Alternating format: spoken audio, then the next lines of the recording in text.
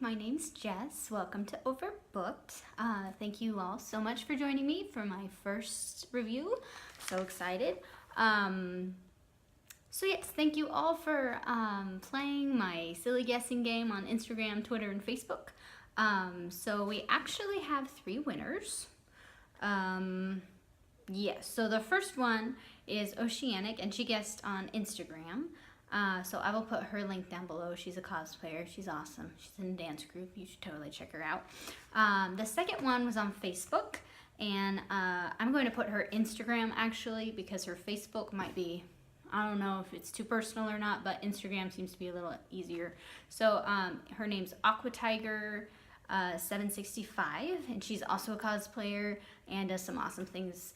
So you should check her out as well. Link down below. And then my dad called me and said that he got the right answer is right. So shout out to you, Dad. Not that my dad, anyway, my dad's great. So great job. Thank you all for playing. I got way more responses than I thought I would, to tell you the truth. And a few people came to me and said, I was thinking that on the first picture, but I didn't want to guess and sound dumb. Guys, just guess. We're not gonna judge. If you get it wrong, you get it wrong. If you get it right, you get a shout out. So I mean, you can't really lose either way. So yes, the way this is gonna work from now on with the rest of my videos is I'm going to do the guessing game on my social media right before I start a new series.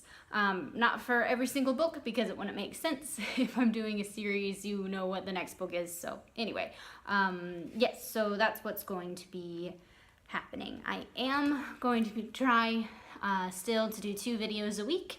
We'll see how that goes, because this week was a little crazy. I'm still technically in the 2 a week, because it's Saturday night, but it's just kind of late. So yeah, just bear with me. We're gonna try it. Yeah, we'll see what happens. If for some reason I don't do 2 videos a week, it's because life got in the way. But anyway, should be good.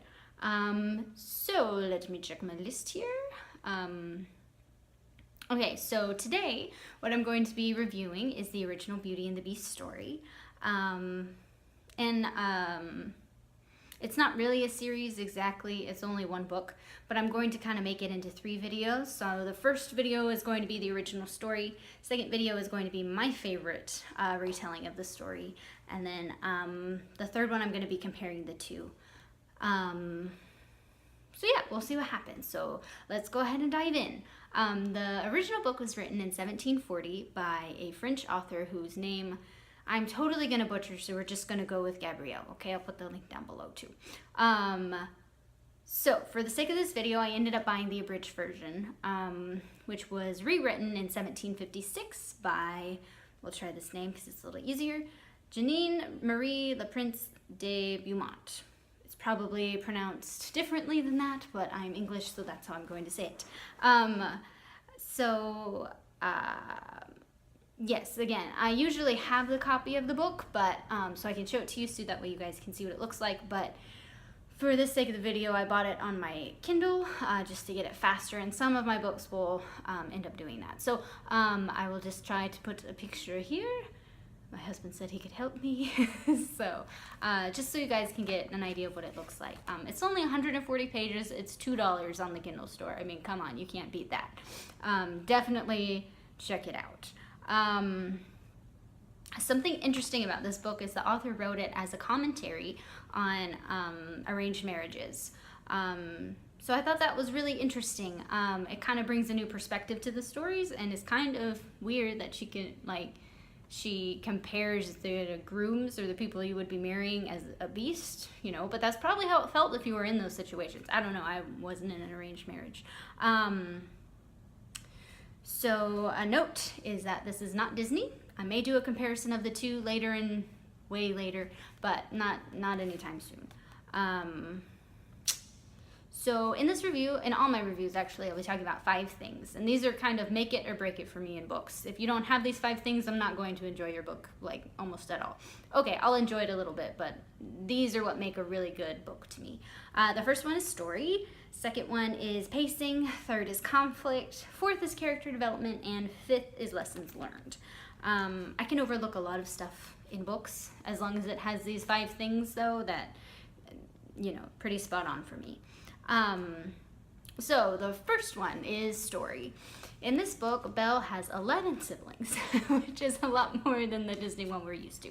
Her father's a merchant and ends up losing all of his ships as well as all of his fortune. And through a long series of events, he ends up at the Beast's house and ends up taking a rose from his garden, which makes the Beast very angry. And he then says that either the merchant, the father, needs to come live with him, or Belle does, because that's who he was getting the rose for. So of course Belle ends up going, and yeah, a lot of it's pretty similar to the Beauty and the Beast we, you know, all know and love. And this book took so many different twists and turns, way more than I saw coming at all. Like, it's kind of, I'm not trying to sound cocky or anything, but it's kind of hard to surprise me when it comes to books, or especially when it comes to like TV or things like that. Just because I've read so much that I kind of can guess the ending before it happens. But this totally took me by surprise. And the ending was absolutely perfect. Everything was tied up wonderfully, and it left me feeling really happy and full, which is what a good story is supposed to do. The second one was Pacing, and it was very interesting. Belle breaks the curse, spoiler, halfway through the book instead of at the end of the story like we're used to. I don't know if it's because I haven't read books from this time period very much, or if we're used to the Disney one, but that usually happens at the end. So it's interesting that it happened in the middle, and there's still more story to tell. So this book is a little slow, especially at the end whenever it's tying up the loose ends, but it's really worth it and was honestly a joy to read. So number 3, the biggest conflict. It's between Belle and the Beast, and every night he comes to her and says, "Will you marry me?" And every night she says no. And that's the only contact they have the entire time that she's living there, is he just keeps bugging her to marry him, and she keeps saying no. Because she doesn't know him, and she doesn't feel like she can marry a beast because, I mean, he's kind of a monster, and she's not really sure what to do with it. So that's probably the biggest conflict in this book. And she ends up getting really, really frustrated, which, I mean, I would too, in her situation, because she just feels very helpless. Number 4 is character development, and this one is very weird. There's almost no character development, actually, at all. And I don't know if it's because it's the abridged version, or if it's just that time period or what, but the characters, major things happen to the characters that would usually call for like a pause, or, you know, maybe them to change in some way, but they just kind of roll with it and then just keep going, and the story keeps being told. There's like no explanation or no like character depth. It's kind of strange. But anyway, number 5, lessons learned. I guess the biggest one is that Belle learns not to judge a book by its cover, which, you know, is kind of the theme for all the Beauty and the Beast things out there. Books alone won't really get you anywhere. So for the rating of this book, I'm going to give it an 8 out of 10, simply because there was absolutely no character development, I thought, and also for the lessons learned, there wasn't as much that was there to learn.